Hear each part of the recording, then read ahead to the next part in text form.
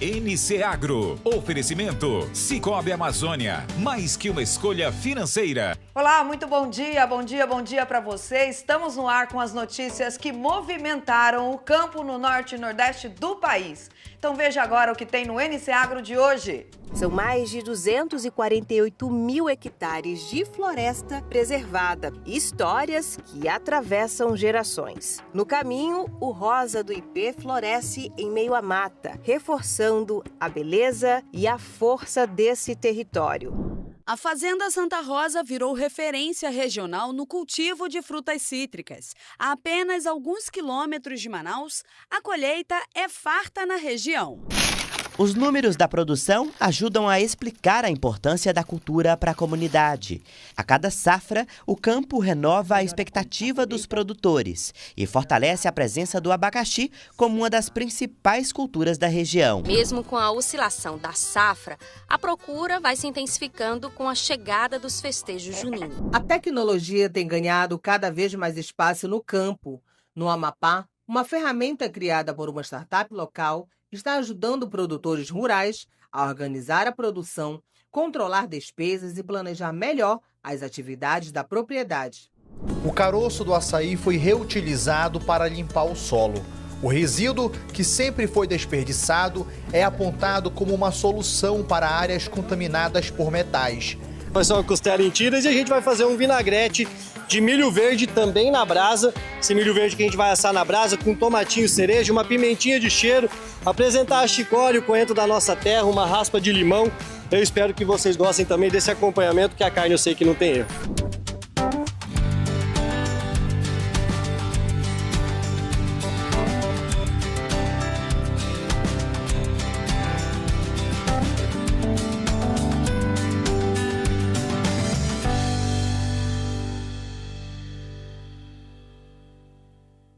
Um café produzido no coração da Amazônia colocou Rondônia no topo da cafeicultura. Nossa equipe foi até a terra indígena 7 de setembro, em Cacoal, conhecer a história do povo Paiter-Suruí e entender como o café robusto amazônico se transformou em símbolo de resistência, desenvolvimento e orgulho. A reportagem é de Gemima Keren e Edinaldo Reis. No coração da Amazônia, o café produzido pelo povo Paiter-Suruí colocou Rondônia no topo da cafeicultura mundial.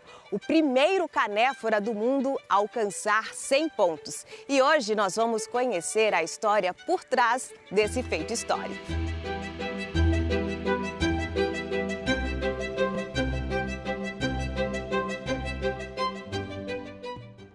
A jornada até esse café começa longe dos centros urbanos. Saímos de Porto Velho e percorremos cerca de 481 quilômetros até Cacoal, a capital do café em Rondônia. De lá, mais 45 quilômetros de estrada de chão nos levam até a terra indígena 7 de setembro, onde vive o povo Paiter-Suruí. São mais de 248 mil hectares de floresta preservada. Histórias que atravessam gerações. No caminho, o rosa do ipê floresce em meio à mata, reforçando a beleza e a força desse território. Foi dessa produção que nasceu um marco histórico. O primeiro café da espécie canéfora do mundo a alcançar a pontuação máxima de 100 pontos em avaliação internacional, um reconhecimento que colocou Rondônia no mapa da cafeicultura de excelência mundial. Para o cacique Rafael Suruí, essa conquista carrega muito mais do que reconhecimento. O café se tornou um símbolo de identidade, união e futuro para as famílias que vivem da produção.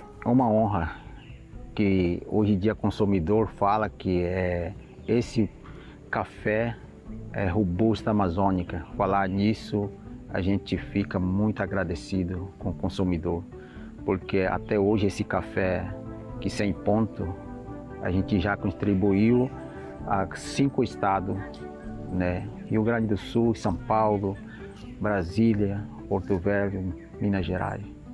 E então é muito, valeu a pena esse nosso trabalho, que é mostrar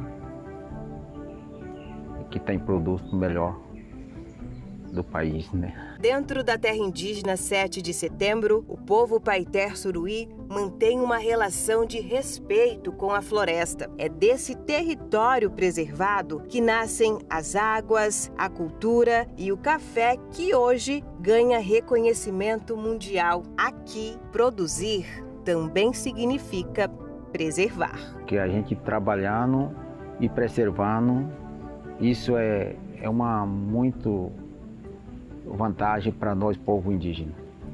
E valorizando o nosso cultura e preservando a natureza e trabalhar no café. Cada etapa da produção por aqui respeita o tempo da natureza e os conhecimentos passados de geração para geração. E o resultado está na qualidade dos grãos e no impacto social que o café trouxe para dezenas de famílias indígenas. Mas o conhecimento não está apenas no cultivo. Os jovens da aldeia também aprenderam a transformar o café em experiência, unindo técnica, estudo e valorização da própria cultura. Alguns já foram reconhecidos em competições como melhores baristas, mostrando que o talento indígena também se destaca na arte de preparar um café especial. É muito orgulho para poder fazer o café que eu fiz, o café que a gente fez mesmo e a gente está fazendo. E para mim é um orgulho também como um barista preparando o café.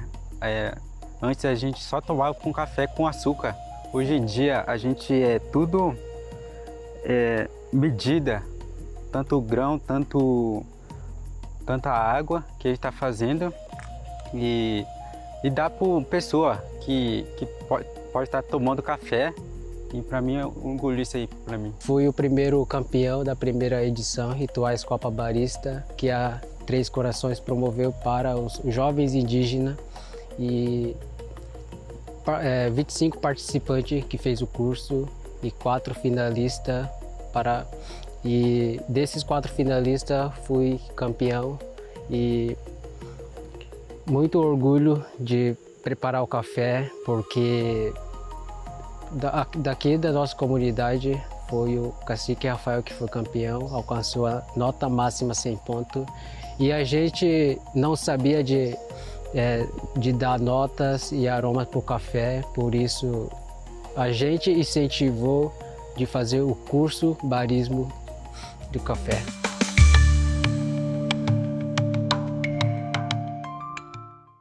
Na próxima semana, vamos conhecer a cooperativa indígena que reúne mais de 200 famílias em 25 aldeias e ajuda a levar o café indígena para eventos e mercados dentro e fora do país. No Amazonas, uma família investe no cultivo de laranja, limão e tangerina e abastece a capital e ainda aposta em tecnologia e sustentabilidade no campo. Vamos conhecer a história da Fazenda Santa Rosa de Iranduba. A Fazenda Santa Rosa virou referência regional no cultivo de frutas cítricas. A apenas alguns quilômetros de Manaus, a colheita é farta na região. São 30 hectares de terra dedicados para o cultivo de laranja, tangerina, limão e acerola. Frutas que podem ser retiradas direto do pé e consumidas na hora. Comprei essa área e fui plantando. Um pouco de laranja, um pouco de tangerina, limão. E nós ganhamos o prêmio de, na época, maior produtor de limão e tangerina do estado do Amazonas. Produzi muito limão. Fazia aquelas promoções que tinha no supermercado DB, que tinha em alguns supermercados, forneci por Roma, Hotel Tropical, mais de 30 anos fornecendo. E aí eu vi essa deficiência e comecei a plantar aqui. Chegou um tempo que eu não comprava mais dos japoneses. Só a minha produção já atendia a todos. A colheita chega a 3.500 frutas cítricas por ano, com variedades adaptadas ao clima amazônico. Além da produção cítrica aqui na fazenda, tem uma grande novidade. Agora a Fazenda Santa Rosa passa a oferecer café robusto, uma grande especialidade e é uma grande novidade também, né, Gustavo? Explica pra gente dessa novidade que vai ser vendida a partir de hoje aqui na fazenda. Exatamente. Hoje vocês vieram estrear a nossa produção de café. Nós temos um buffet do café da manhã colonial e tudo que a gente produz nós colocamos no buffet. E aí nós resolvemos então fazer esse teste, né, desse café robusta e hoje nós estamos fazendo a estreia do café robusta na Fazenda Santa Rosa. O processo é bem artesanal ainda, como vocês podem ver, né? Aqui eu tenho grãos do café, olha só.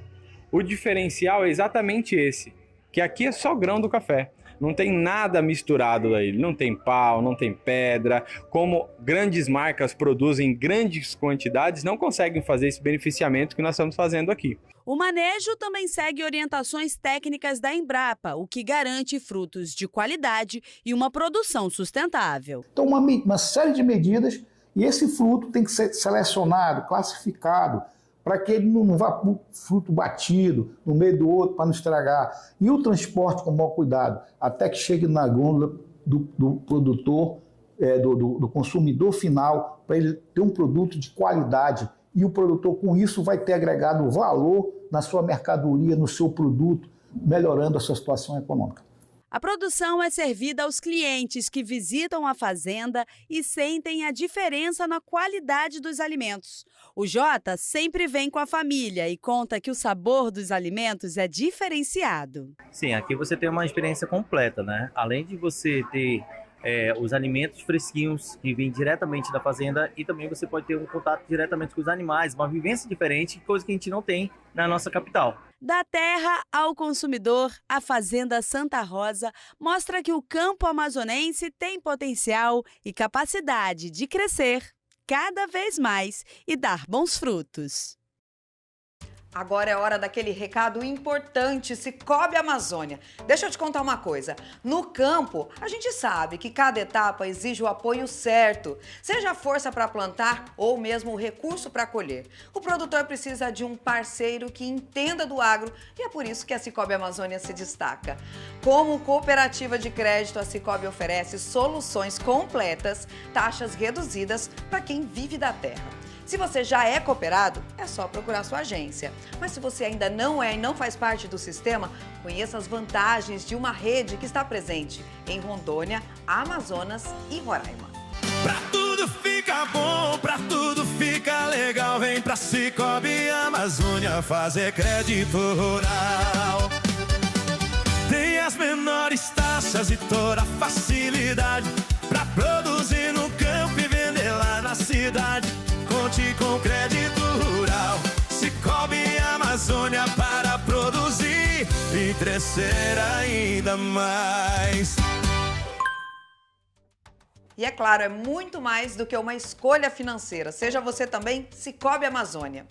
E agora nós vamos para um rápido intervalo e na volta você vai ver a segunda edição da Festa do Abacaxi no Tocantins, que celebra o fim de mais uma safra, e os desafios da colheita do milho devido às chuvas fortes na Paraíba. Nós voltamos já já.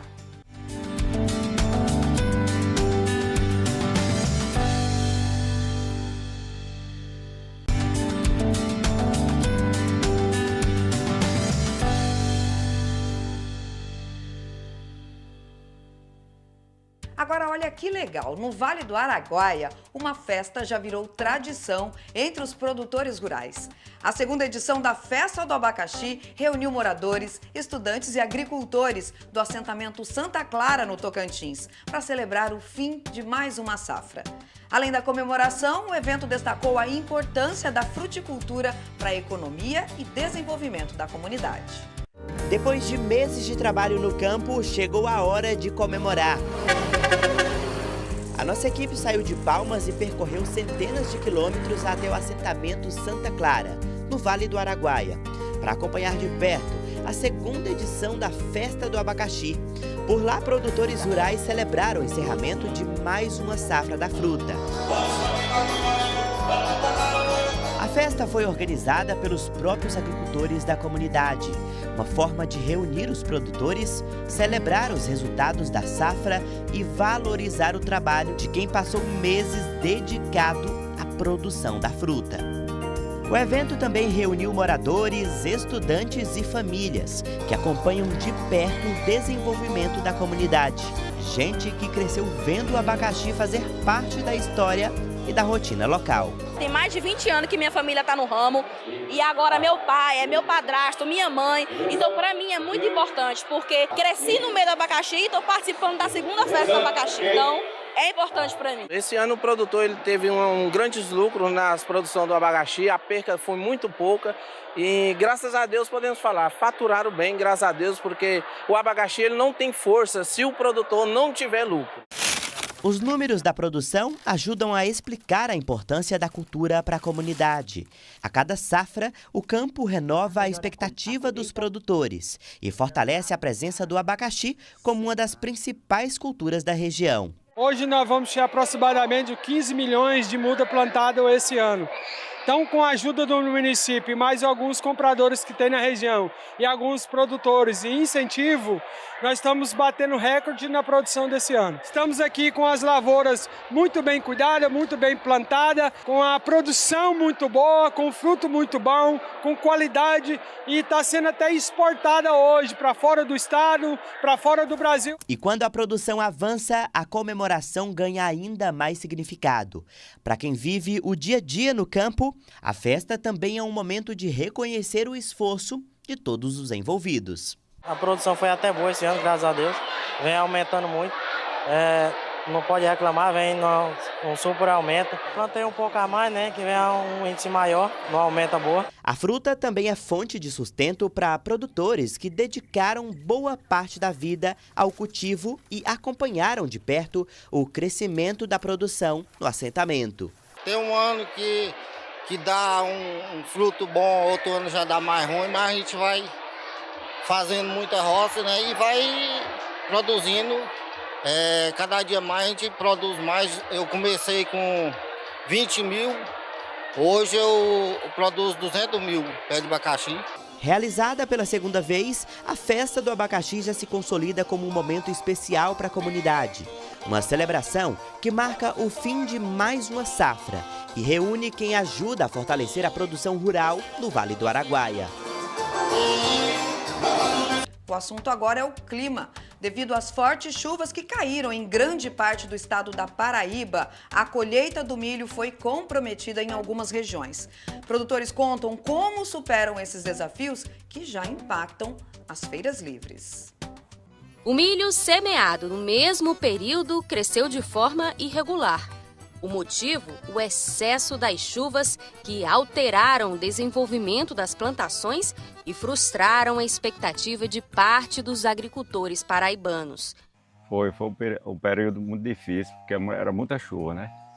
A gente não tinha condição de fazer o roçado. Alguma pessoa fez um roçado, outro não fez. Aí você está vendo que a agricultura daqui do Santana é pouca, né? Mas mais por causa do inverno. Foi muita chuva. Na propriedade de seu Cláudio, a colheita revela os efeitos de uma safra diferente da esperada, que vai render apenas para o consumo familiar. Que tipo de milho o senhor planta? Eu planto milho hibra. Ou milho hibra ou o jabotão. É jabotão que ele chama? Parece que é, o que cresce mais do que esse aqui. Entendi. Aí porque nós faz para fazer ração para bicho no verão.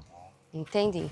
Ou seja, o milho você colhe e aí você garante a ração para o bicho depois no verão. No verão. Mas com essa chuva também teve prejuízo nessa quantidade. E grande. Eu acho que 70% nós temos prejuízo. Como acontece em boa parte do Nordeste, o calendário do primeiro plantio de milho e outros cultivos como o feijão é associado ao dia de São José, em 19 de março. Mas de lá para cá, o período chuvoso não deu muita trégua. Várias propriedades rurais, principalmente da região do Agreste Paraibano, tiveram redução na produtividade. A gente tem aqui 16 comunidades, 16 sítios no distrito de Galantes, certo? O trator veio, mas na época que o trator veio, a chuva, o inverno esse ano, Ele começou mais cedo aqui no nosso distrito, certo? Para ajuntar água, mas para a agricultura não foi tão boa. Entendi. E aí o milho nasceu assim, todo irregular? Todo irregular. Pé nasceu, o outro não. E a gente vê a passagem aí que o milho está um pouco amarelado, né? Porque é muita água e o milho tem de ter água e sol. Ele tem de nascer naquele período que chove, faz 3 dias de sol, vem a chuva, ele nasce com outra saúde. A realidade aqui do campo, claro, tem reflexo direto na vida do consumidor. E a gente vai agora para a Feira Central de Campina Grande, uma das maiores do Nordeste, para mostrar como é que está a oferta e a procura do milho. Mais do que isso, o impacto que a chuva realmente trouxe para o bolso do consumidor.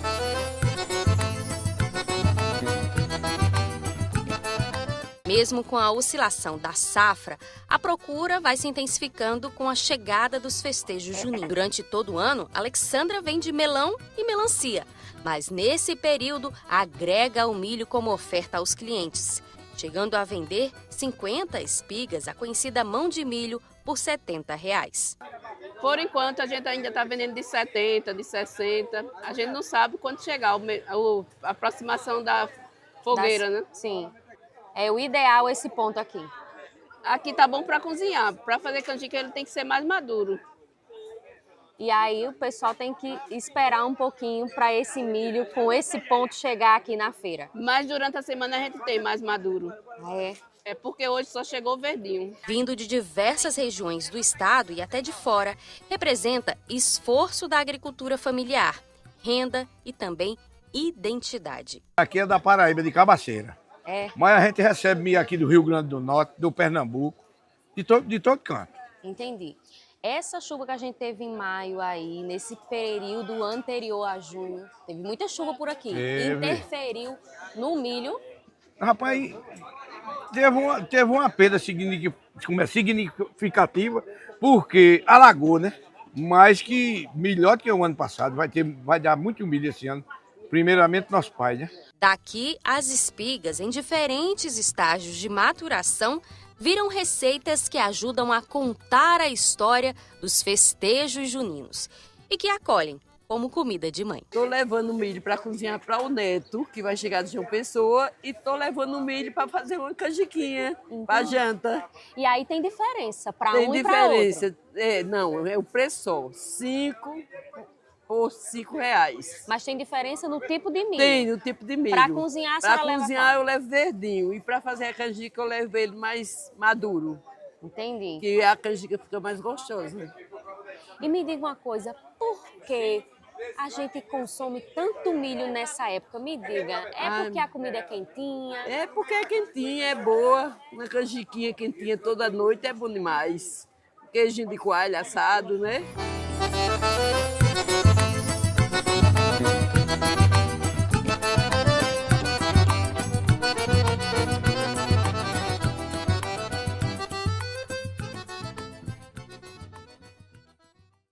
E para falar sobre tudo isso, o nosso especialista em climatologia, o Glauco Cortez, traz então as condições do clima para a próxima semana. Oi, Glauco, bom dia! Olá, Carol, bom dia! A segunda semana de junho apresenta um cenário climático heterogêneo na região norte, com um forte contraste entre o extremo norte amazônico e as porções sul e central da região. Com relação à precipitação, teremos no extremo norte, Roraima, Amapá, norte do Amazonas e norte do Pará, chuvas abundantes e frequentes, com volumes acumulados podendo atingir 100 a 150 milímetros na semana, previsão de temporais isolados devido à atuação da zona de convergência intertropical, que é normal para o mês de junho nessa região.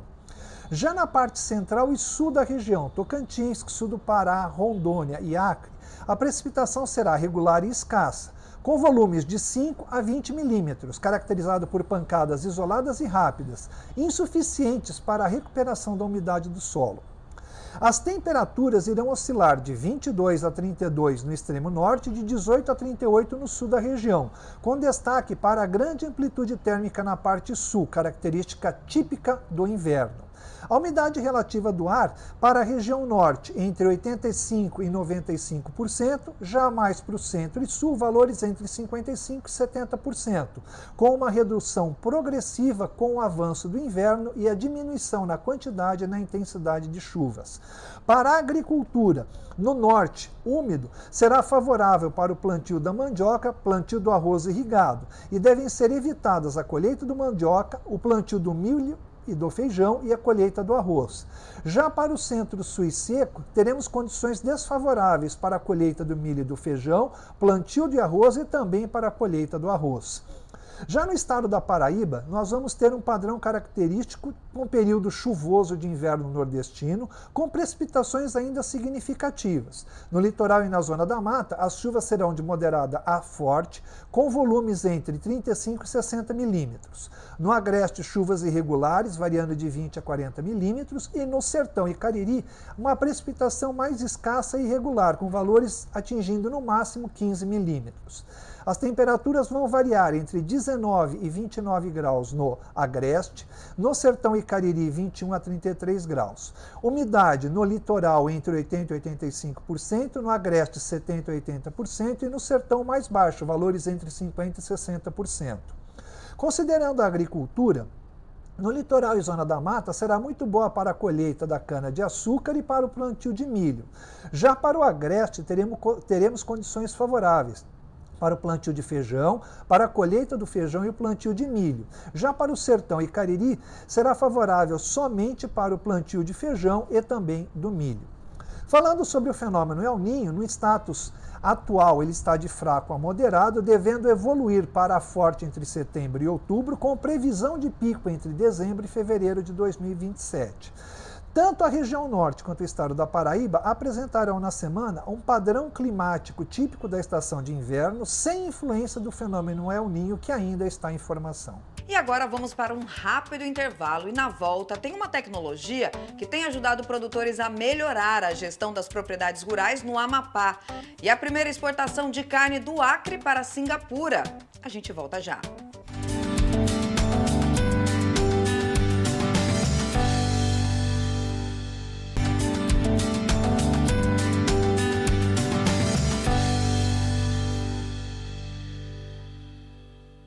A China divulgou o plano para os próximos 5 anos e o Marcos Fava Neves faz uma análise para a gente relacionando ao Brasil. Vamos acompanhar. De 5 em 5 anos, a China solta o seu plano quinquenal e agora foi o 15º que trata do período 26 a 2030. Toda vez que sai esse plano, gera uma preocupação muito grande no Brasil, por conta da tentativa de autossuficiência, tentativa de aumentar a produção interna e reduzir com isso as importações. E a gente sabe como que a China tem sido extremamente importante para o Brasil. Basta a gente pensar ou lembrar que em 2000 nós vendíamos 500 milhões de dólares em alimentos, em produtos do agro brasileiro para a China, e em 2025 esse número foi para 55 bilhões de dólares. Portanto, o que acontece lá é de grande importância aqui para nós. Então nós temos que ficar de olho como é que está a questão do desenvolvimento da população lá na China, a questão da urbanização, interiorização do desenvolvimento chinês. Nós temos que ficar de olho em ver como é que está o crescimento da tecnologia deles para produzir maior quantidade de grãos por hectare. No caso da soja, eles estão bem aquém do Brasil. A estrutura agrária, se está mexendo ou não. Eu vi muitos condomínios residenciais avançarem em cima de áreas agrícolas. Enfim, acho que tem muita coisa acontecendo lá na China que nós temos que ficar de olho. Mas lembrar também que o Brasil tem crescido as suas exportações para uma série de outros mercados que representam uma segunda China, países como Indonésia, Irã, Coreia do Sul, México. Se você somar todos esses mercados que praticamente não compravam nada do Brasil em 2000 e hoje compram aí 3, 4 bilhões de dólares, você tem quase que uma China também. Então são países que nós temos que focar um esforço cada vez maior de desenvolvimento, de participação nesses mercados. São países que as populações vão crescer muito e, portanto, não têm recursos para produzir todo o alimento que eles precisam, e o Brasil vai ser um parceiro cada vez mais importante pela nossa capacidade de expansão de áreas de uma maneira absolutamente aí sustentável que o Brasil consegue fazer. Portanto, ficar de olho, né? Eu costumo dizer que quem manda é a demanda, é o mercado, nós temos que ficar de olho no que acontece na China, principalmente na soja e na carne bovina, que são os produtos que nós temos o maior grau de dependência das compras dos chineses. E ter estratégias adequadas também para investimentos cruzados, receber investimentos chineses no Brasil em logística, em fábrica. Fizeram recentemente um grande investimento no Porto de Santos e as empresas brasileiras também construírem posições na China para fazer a parte final da cadeia produtiva, uma última agregação de valor, uma embalagem, chegar mais próximo aí dos mercados também. Então eu vejo assim que tem que preocupar sempre que alguém fala que vai diminuir a importação, mas eu acredito que as oportunidades são maiores do que as ameaças aí para continuar esse crescimento, principalmente o chinês que experimentou bife, gostou de bife e está indo cada vez mais do campo para a cidade. Enfim, eu vejo um conjunto muito grande de oportunidades aí. A tecnologia tem ganhado cada vez mais espaço no campo e ajudado produtores a melhorar a gestão das propriedades rurais. No Amapá, uma ferramenta desenvolvida por uma startup local está facilitando o registro da produção agrícola, organizando informações pelo WhatsApp e até contribuindo para o acesso ao crédito rural. A tecnologia tem ganhado cada vez mais espaço no campo. No Amapá, uma ferramenta criada por uma startup local está ajudando produtores rurais a organizar a produção, controlar despesas e planejar melhor as atividades da propriedade. Tudo isso de forma simples, pelo WhatsApp. A Mas3 é uma startup que foi fundada no Amapá, em Macapá, em 2022. E a partir daí a gente desenvolveu um software que faz com que produtores, agricultores familiares possam fazer rastreabilidade e gestão agrícola. Porém, no meio dessa caminhada, a gente entendeu que o produtor familiar e utilizar um software, utilizar um aplicativo, era uma dificuldade. Então, a gente entra num cenário onde a maioria dos usuários eles tem pouca instrução, tem um grau de analfabetismo. Então, a gente entendeu que ter um aplicativo, ter um software mais complexo, isso seria uma dificuldade, seria uma barreira de entrada até mesmo para a gente que está ali nesse meio. A proposta é tornar a tecnologia acessível para quem vive e trabalha no campo. Com os dados organizados em uma única plataforma, o produtor consegue acompanhar custos, produtividade e resultados da safra. Informações que ajudam tanto na tomada de decisões quanto na busca por financiamentos e crédito rural. Em Porto Grande, produtores de abacaxi já utilizam a ferramenta no dia a dia. É uma ferramenta que vem nos trazer conhecimento e políticas públicas no campo, para ensinar como nós trabalhar na agricultura, no pesado, no leve, de todos os jeitos. Ela veio nos ensinar como nós controlar o nosso trabalho no campo, nossos gastos. A experiência tem mostrado que a digitalização das informações pode facilitar o planejamento da produção e oferecer mais segurança na gestão da propriedade.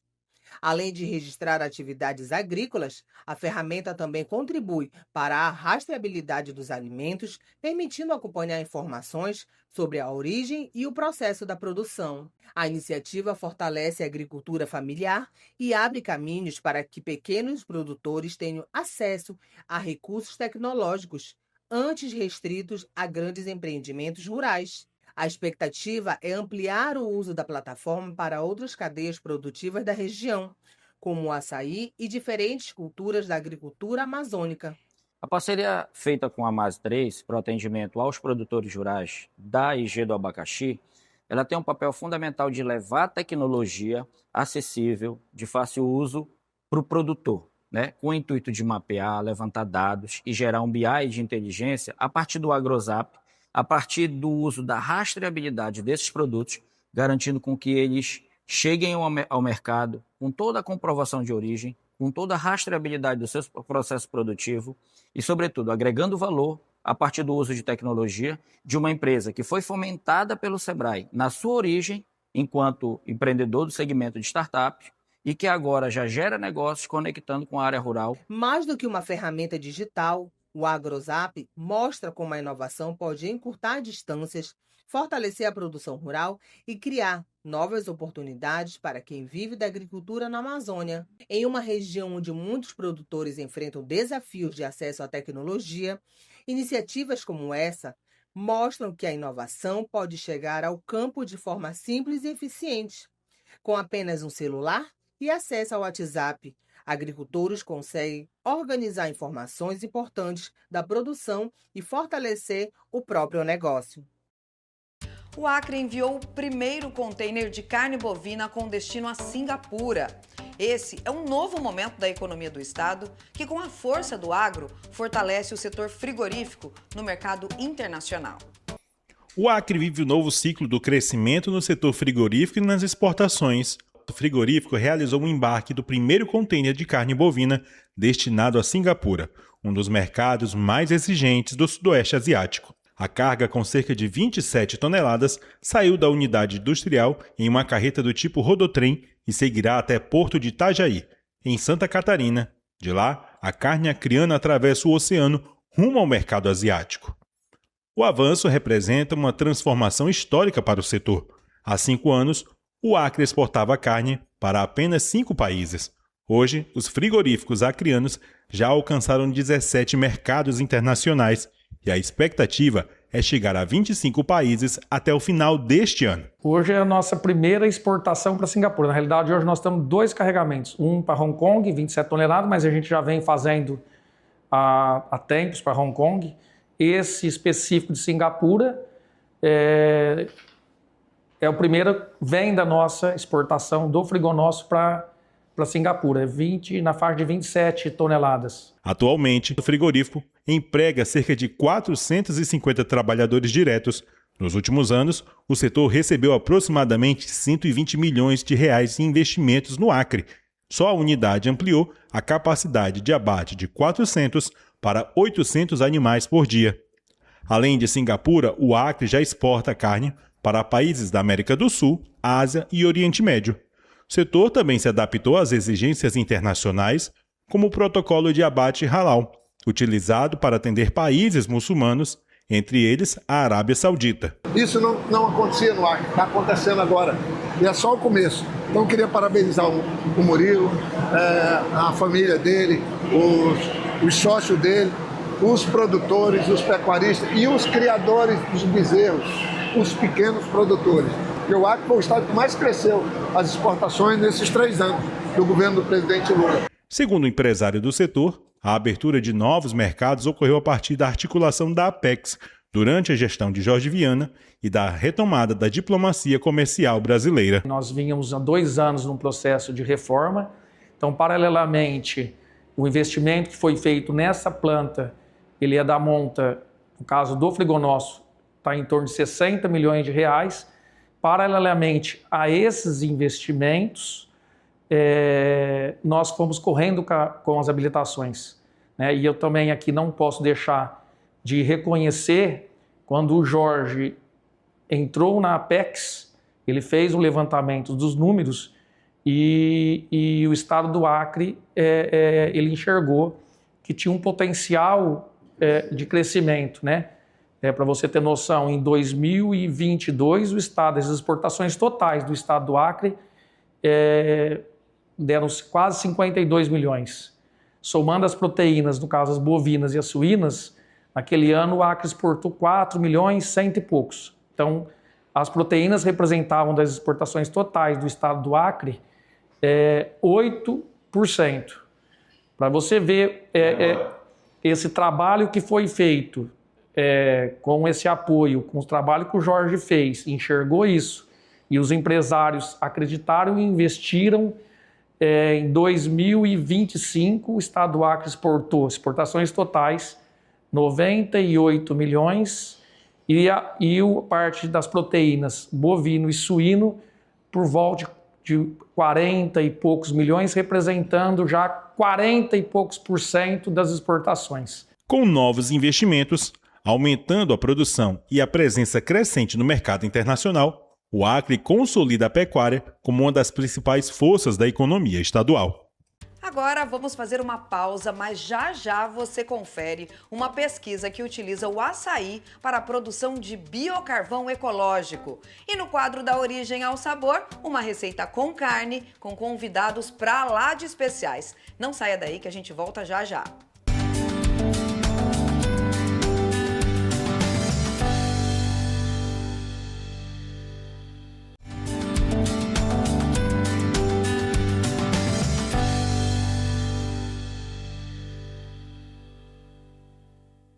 O caroço do açaí, que muitas vezes acaba descartado em ruas e lixões, pode ser transformado em uma importante ferramenta para recuperar solos contaminados e ajudar na agricultura sustentável. Pesquisadores da Universidade Federal Rural da Amazônia estão desenvolvendo um biocarvão ecológico produzido a partir do resíduo do fruto amazônico.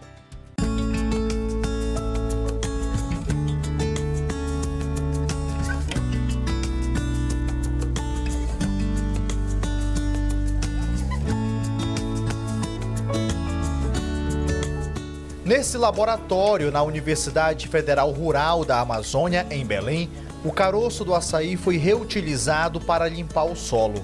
O resíduo, que sempre foi desperdiçado, é apontado como uma solução para áreas contaminadas por metais. Agricultores poderão utilizar o recurso para melhorar as produções. O biocarvão, biochá feito do caroço de açaí, ele tem uma nova saída e oportunidade para os pequenos, médios e grandes produtores.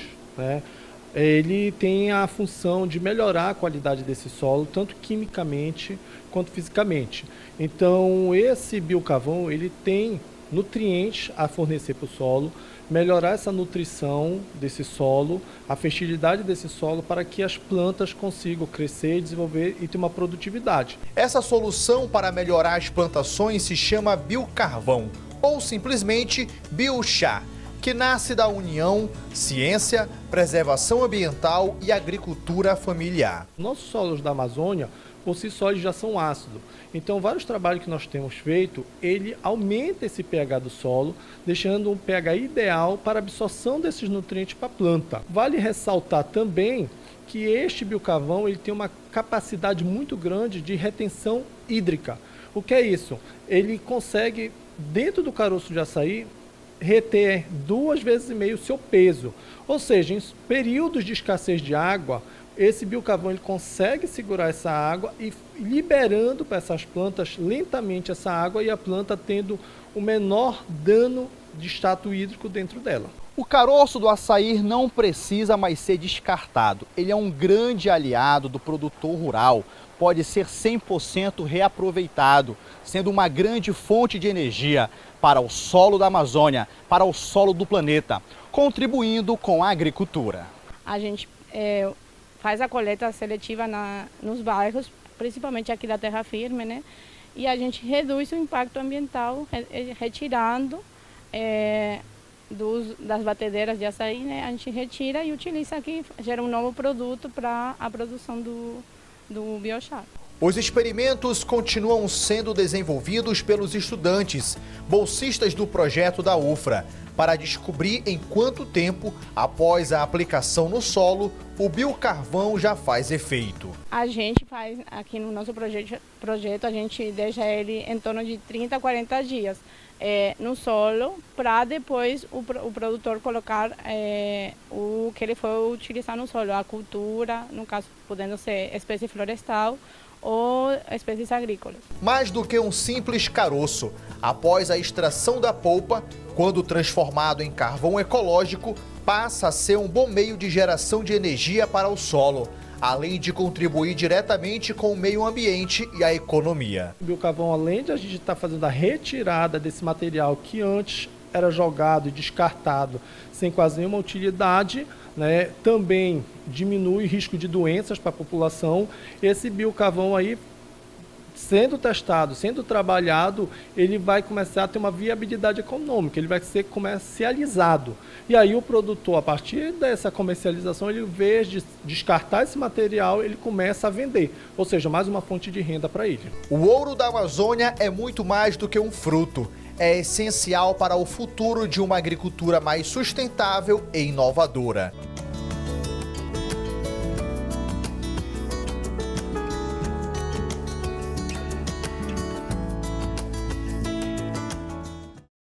E agora prepare o apetite, porque o quadro Da Origem ao Sabor de hoje está imperdível. O chefe Pedro Bagato foi buscar os melhores sabores diretamente da Rondônia Rural Show. E ele não está sozinho nessa cozinha improvisada não, viu? Para deixar tudo ainda mais especial, o Pedro recebeu um convidado de peso, o mestre dos cortes, Marcelo Bolinha. Juntos eles prepararam uma costela de fogo acompanhada de um vinagrete crocante com um milho assado de dar água na boca. Ficou curioso para conferir o resultado dessa parceria? Então vem aqui com a gente acompanhar também a origem dessa carne. Sejam muito bem-vindos da Origem ao Sabor de hoje, que eu falo para vocês. O lugar tá especial e a companhia mais ainda. Que alegria estar aqui na Rondônia Rural Show e mais do que isso, encontrar parceiros e amigos que vieram visitar a nossa terra e que já são da nossa terra, trazendo, lógico, conhecimento, qualidade e sempre investindo na nossa região. Ezequiel, obrigado pela parceria para a gente estar aqui fazendo esse trabalho. Queria que você trouxesse um pouco dessa origem, dessa carne que é tão maravilhosa que a gente vai estar fazendo hoje e que, lógico, logo o Marcelo vai falar um pouquinho sobre ela também. Então, Pedro, é um prazer estar com você, estar com o Marcelo, né? Falar de carne é uma coisa que eu nasci com carne, há 30 anos eu trabalho com carnes, né? E sempre buscando o melhoramento da carne, os melhores cortes, né? A gente foi buscar esses animais com quem investe em genética, com quem produz gado a pasto com qualidade, com quem não confina boi para dar gosto na carne. E hoje a gente traz para a Rondônia Rural Show, até um prato que a gente vai provar aqui, traz para a Rondônia Rural Show uma qualidade de carne que foi comprovada, está sendo testada, porém é um trabalho ao longo aí de 20 e poucos anos trabalhando com carne. Estamos aqui com o Marcelo Bolinha, grande conhecedor de carne, de cortes de carne, que vai estar fazendo um trabalho para nós. Seja bem-vindo à Rondônia, seja bem-vindo ao Cantinho da Amazônia. Estou muito feliz também em estar aqui fazendo essa receita com esse corte de carne maravilhoso e com o seu conhecimento. Obrigado. Não é a primeira vez que eu venho em Rondônia, principalmente na Rondônia Rural Show. Isso. E cada vez que eu venho, sempre não tem como não ficar na volta do churrasco, né? E aí, o que é interessante dessa terra aqui, como tem inúmeras criações de gado, o próprio Ezequiel falou de pasto, né, de campo nativo, que é da região aqui, pastagens melhoradas e tal. E tem esse terroir, né, que hoje se fala muito de terroir, que é o sabor da carne, né? Então temos um sabor aqui no Acre, no Roraima, na Amazônia, no outro lado também tem outros sabores, mas o terroir da carne produzida aqui, no próprio Nelore, que é o maior rebanho comercial do Brasil, é muito saboroso. Eu sou suspeito. Sou gaúcho, mas sou suspeito, né? Porque eu gosto bastante do terroir da carne daqui. Olha, escutar isso de um gaúcho, né? Ainda representar para nós é um orgulho. Qual que vai ser o corte, Marcelo, que a gente vai estar fazendo aqui hoje? É eu que vou assar? Eu sei que vai assar, claro. Eu ia assar, mas eu falei, não, depois que eu encontrei aqui parceiro. Vou assar a minha paixão, costela, né? Show de bola. Então vai ser uma costela em tiras e a gente vai fazer um vinagrete de milho verde também na brasa. Esse milho verde que a gente vai assar na brasa com tomatinho cereja, uma pimentinha de cheiro, apresentar a chicória, o coentro da nossa terra, uma raspa de limão. Eu espero que vocês gostem também desse acompanhamento, que a carne eu sei que não tem erro. Muito obrigado por enquanto. Vamos pra brasa. Tá bem.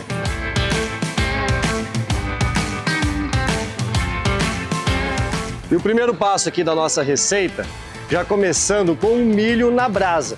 Uma brasa forte, daí vai virando de todos os lados, para assim dar aquela tostada, certo? E esse sabor vai ser importante, esse defumado vai ser importante para o sabor do nosso vinagrete. Logo o Marcelo vai vir aqui para poder fazer a carne, mas primeiro eu vou iniciar com o milho, porque depois eu tenho que cortar ele, assar ele primeiro, e se a gente começar o milho com a carne, os dois terminam junto, mas aí não dá tempo de finalizar o vinagrete. Por isso que eu vou começar um pouquinho com ele antes. Então vai o milho na brasa e já aproveitando também, a gente vai colocar a cebola. tá? Com casca e tudo. Você pode utilizar, óbvio, lavada, você pode utilizar. Antigamente meu pai e minha mãe colocava direto na brasa para queimar a casca da cebola mesmo e fazer uma salada de cebola. Nesse caso a gente vai colocar aqui na grelha e vai deixar ela assar bem de todos os lados também. Uns 20 minutinhos virando de todos os lados até o milho ficar assim, ó. Um amarelo mais vivo, que ele estava bem novinho, bem clarinho, e esse dourado em volta dele é o ponto do cozimento. Ele já está bem macio, já até tirei um ali para tirar da espiga, ele está bem macio, e a cebola também, ela fica mais macia quando ela está bem assada. Então nesse caso, a casca já soltando, a cebola bem macia. Vou tirar o milho da espiga e também vou tirar a casca da cebola e cortar ela para depois fazer o nosso vinagrete, enquanto o Marcelo vem aqui fazer a carne e explicar um pouco do detalhe da brasa e desse corte especial que ele vai fazer.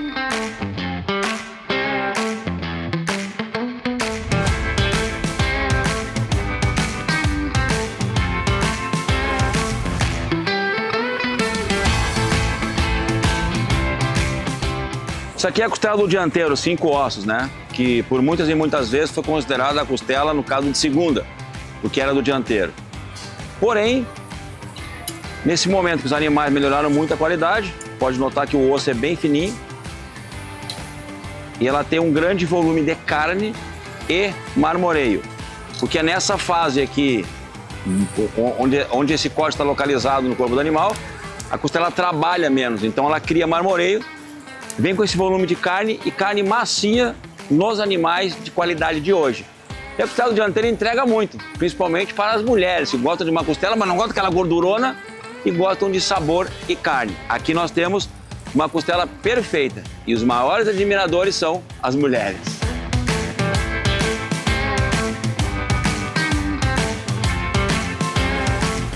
Enquanto o Marcelo vai finalizando a costela maravilhosa, a gente vai fazer o acompanhamento, finalizar o acompanhamento. Milho foi na brasa, cebola também. Já tirei o milho da espiga, já piquei a cebola, tirei a casca dela e cortei ela também. Agora a gente vai misturar tudo. Eu tenho um tomatinho cereja, tenho uma chicória, o coentro da Amazônia, pimenta de cheiro, ao invés de utilizar o pimentão, nesse caso vai a pimenta de cheiro, cebolinha picada, uma raspa de limão. Então tudo no detalhe, vou mostrar para vocês porque o segredo não tem nenhum. É só fazer com muito amor e capricho. Então tá aqui. Já o milho verde assado, venho com o tomate cereja, um tomate cereja aqui já cortado ao meio, lavado. Eu peguei uns meio verde, um mais de vez, como se diz, outro mais maduro. Aqui a cebola assada, e o legal aqui é que essa cebola assada e esse milho verde vai acabar dando uma murchada no tomatinho cereja. Então aqui também a pimentinha de cheiro, essa bem fininha só no detalhe. A chicória, só mostrar aqui para vocês, essa folha que é o coentro da nossa terra. Então ela também bem fininha cortada aqui, e a cebolinha picada. Vou deixar um pouco para decorar depois o prato. E aí, um toque legal e bem refrescante para esse nosso vinagrete é uma raspinha de limão. No detalhe, uma raspinha de limão bem de leve, sem pegar a parte branca do limão, só a parte verdinha. Então aqui a gente faz umas raspas para dar um toque ainda mais especial, até porque a costela é mais gordurosa. Então uma acidez para dar uma quebradinha na gordura da costela combina super bem. Um clássico azeite, a gente vai estar utilizando um bom azeite aqui. Um sal, que nesse caso eu trouxe uma flor de sal, mas pode ser o sal comum. E o suco do limão, que muita gente também gosta de usar o vinagre no vinagrete. Eu gosto de utilizar a acidez do limão. Então aqui já está basicamente temperado todos os ingredientes. O que a gente vai fazer? Só mexer com cuidado, para não desmanchar totalmente o tomatinho cereja.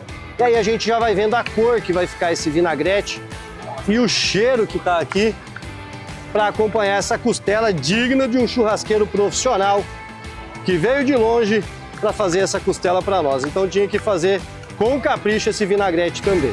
Dá para ver aqui que o Marcelo fez um churrasco impecável, carne rosada, esse filé essa costela em tiro aqui impecável, mais o vinagrete. E aí eu gostei de escutar o que o Marcelo falou aqui do nosso vinagrete da terra, Marcelo. Isso é importante para mim, esse feedback.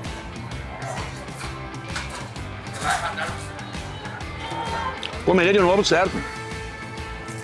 Muito bom. Parabéns. Igualmente. Bom mesmo. Parabéns para vocês, parabéns pela carne também. Agradecer mais uma vez vocês pela parceria. E até a próxima vez aqui em Rondônia, se Deus quiser, em breve. E feliz pela sua visita de sempre aqui. Obrigado mais uma vez. Esse ano até domingo que vem. Fiquem com Deus.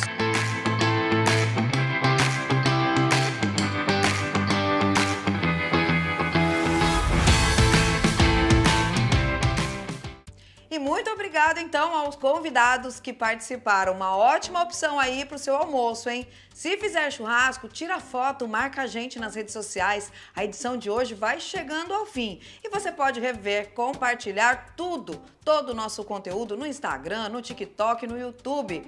Até a semana que vem, hein? Tchau, tchau!